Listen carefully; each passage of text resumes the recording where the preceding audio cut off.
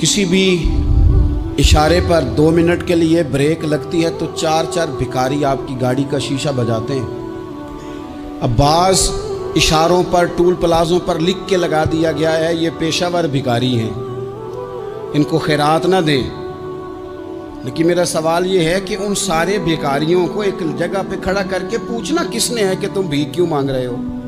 उनके घरों तक उनके साथ किसने जाना है? कौन आदमी है जो जाके उनसे कहेगा कि जनाब तुम क्यों खैरात के लिए खड़े हो, तुम्हारी मजबूरी क्या है? क्या रियासत की, हुकूमत की, ताजर की, मालदार की, तगड़े आदमी की ये ड्यूटी नहीं? उन तक रसाई किसने हासिल करनी है? वो बेवा जो पिछले साल दरवाजे पे ज़कात लेने आई थी वो इस साल भी आई है। वो खातून जिसे पिछले साल आटे का थैला दिया था वो इस साल भी आई है। वो खातून जो पिछले साल 4 बच्चों को साथ लेकर के छोटों को आई थी वो आज भी उसी तरह कशकोले तलब दराज किए हुए है। और हजरत उमर क्या फरमाते हैं? सैयदना फारूक आज़म रदी अल्लाह ताला अन्हु इरशाद फरमाते हैं, इसको इमाम बहकी ने और इमाम सुयूती ने नकल किया है। हजरत उमर फरमाया करते थे कि अगर मैं जिंदा रहा तो इराक वालों मैं तुम्हारी बेवाओं के लिए ज़रूरत का इतना सामान कर जाऊंगा कि बीबी जब तक जिंदा रहेगी किसी की मोहताज नहीं होगी।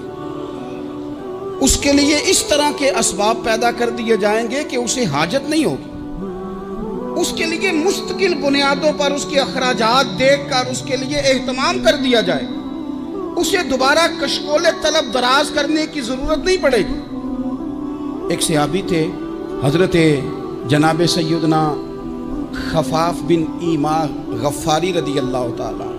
इन्होंने बड़ा किरदार अदा किया था मैदान उहद में, इन्होंने और इनके साहिबजादे ने। तो इनकी बेटी एक दिन हज़रत उमर के पास आई। अब वो बेटी ब्याह के जा चुकी थी, उसकी शादी हो गई थी। हज़रत खफाफ बिन ईमा रदी अल्लाह ताला अन्हु की साहिबजादी अपने ससुराल चली गई थी, वहाँ उसका खामद इंतकाल कर गया। वो खातून वापस आ गई, वो हज़रत उमर से मिली, बेवा औरत। उस बेवा खातून ने आके, यहाँ तो मेरे भाई वो फौजी बेचारे जिनकी बीवियाँ, जिनको एक तकरीब में तो खूब एवार्ड देने के लिए बुलाया जाता है। मैंने यतीमी का वक्त गुजारा है, मुझे पता है कि 2-4 महीने लोग आके कहते हैं कोई हुक्म होया तो 10 आ जाए। फिर जब 1 साल गुजर जाता है तो फिर लोग कहते हैं 4 भरा ने काम क्यों नहीं करते? तो ऐसे तो नहीं ना कि अब्बा ऐसे ही चला गया था, बड़ा कुछ दे के गया है, किधर है फलानी चीज़? लोगों का नज़रिया थोड़े अरसे के बाद और हो जाता है। आपने बड़े बड़े शुहदा के घरों में एवार्ड तो दिए, क्या कभी आपने पलट कर दोबारा गौर किया कि उनके बच्चे कहाँ हैं? उनकी बेवा किस हाल में है? वो ज़माने की तेज़ धूप और तेज़ आंधी का मुकाबला कैसे कर रहे हैं? बगैर बाप के जो इंसान को खुले आसमान तले वक्त गुजारना पड़ता है वो कितना को मुश्किल होता है। वो किस तरह टाइम गुजार रहे हैं ये कभी सोचा लोगों ने? यहाँ तो निरंगी सियासत दौरां तो देखिए मंजिल उन्हें मिली है जो शरीके सफ़र न थे, जो निकले ही नहीं थे वो मंजिल तक पहुँच गए, और जिन्होंने जवानियाँ गुजार दी वो रास्ते में रह गए। हज़रत खफाफ बिन ईमा की साहिबजादी बेवा होके आ गई, बच्चे साथ थे। सरे राह जनाब उमर से मिली और मिल के कहने लगी, हुजूर मैं उस सहाबी की बेटी हूँ जिन्होंने ओहद वाले दिन अपने बेटे के साथ मिल के मुआसरा किया था। बच्चे मेरे यतीम हो गए हैं, मैं बेवा हूँ। हज़रत फारूक आज़म रदी अल्लाह ताला अन्हु ने फ़हरिस्त नहीं मांगी, ख़र्चे की डिटेल नहीं मांगी, तुम आना फलाने से मिलना, परसों 9 बजे आ जाना दफ्तर, ये कोई बात नहीं की। हज़रत उमर गौर से खड़े उस बेटी की बात सुनी। छम छम सैयदना फारूक की आंखों से आंसू गिरे, दौड़ के घर गए, एक ऊँट निकाला, वहाँ से माले गनीमत का माल के भर के 2 बोरियाँ, और बोरियों में क्या था? चांदी भी थी, नकदी पैसे भी थे, कुछ ज़रूरत का सामान भी था, गल्ला भी था। 2 बोरियां भर के ऊंट पे रख के खुद लगाम उस बेटी के हाथ में थमा के का पुत्र सामान भी तेरा है, ऊंट भी तेरा। नबी पाक सल्लल्लाहु अलैहि वसल्लम की हदीस है मुस्लिम में, तबरानी में। हुजूर ने फरमाया, आओ मैं तुम्हें पिछले ज़माने के एक ईमानदार नौखेज वली अल्लाह की बात सुनाऊं। पिछले ज़माने हुजूर ने फरमाया, पिछले ज़माने में एक बादशाह जादू के जोर पे हुकूमत करता था।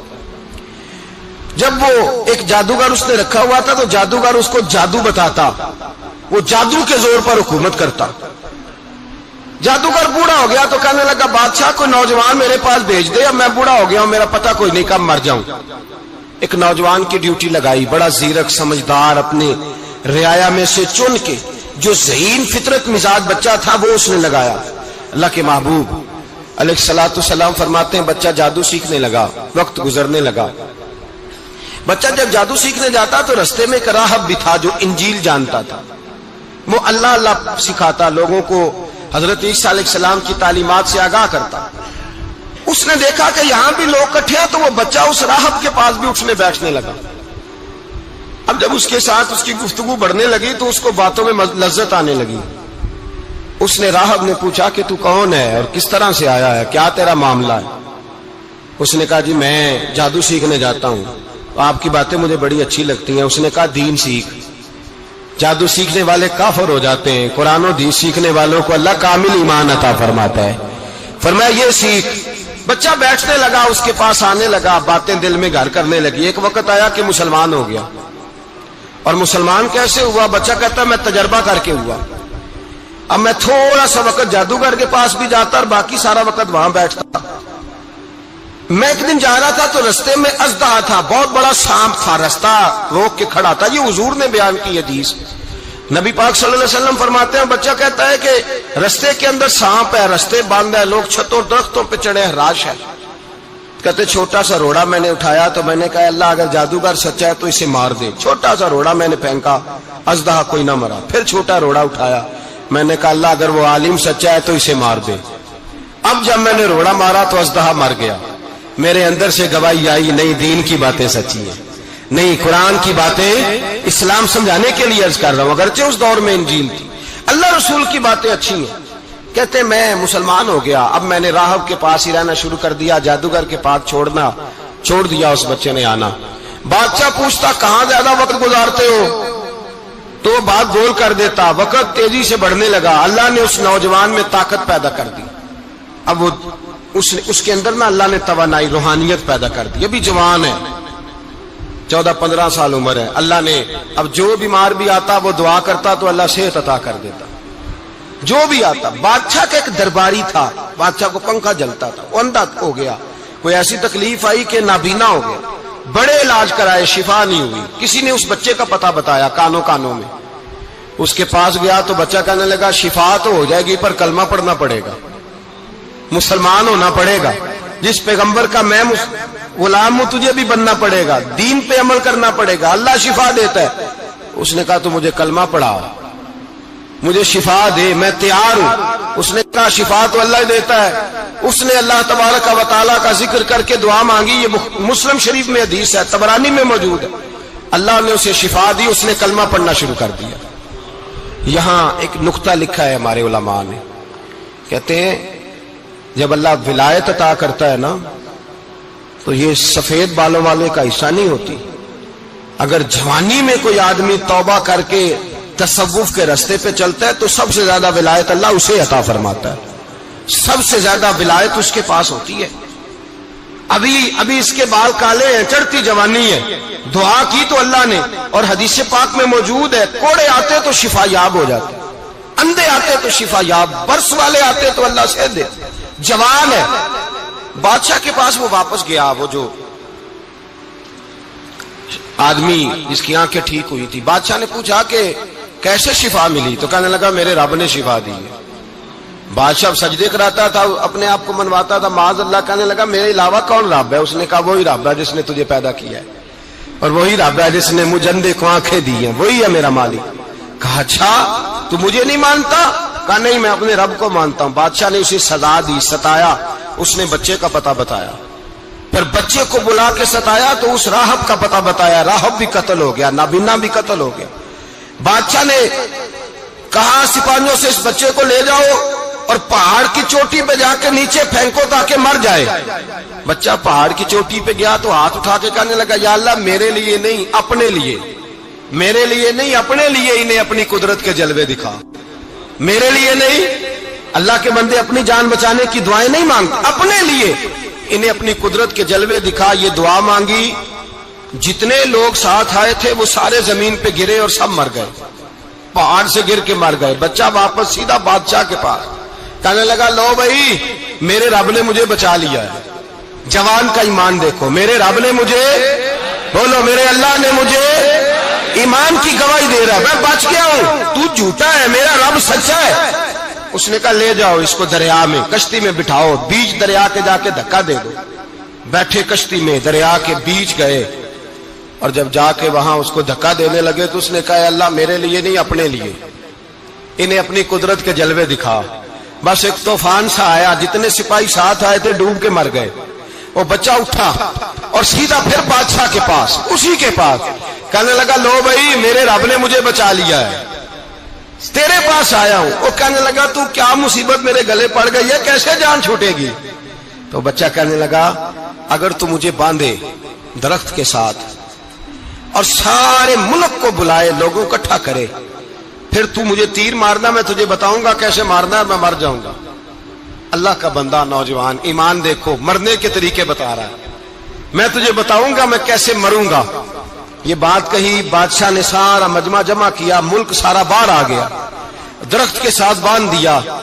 کہنے لگا بھائی لوگوں یہ مجھے مارنا چاہتا تھا، مار نہیں سکا، اب میں اسے بتانے لگا ہوں کہ میں کیسے مروں گا۔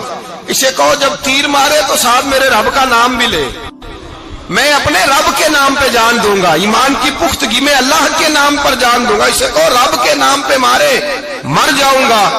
بادشاہ نے اللہ کہہ کے تیر مارا، پیشانی میں لگا، بچے کی روح پرواز کر گئی، جتنا مجمع کھڑا تھا سارا کلمہ پڑھ کے مسلمان ہو گئے، سارے مسلمان ہو گئے سارے۔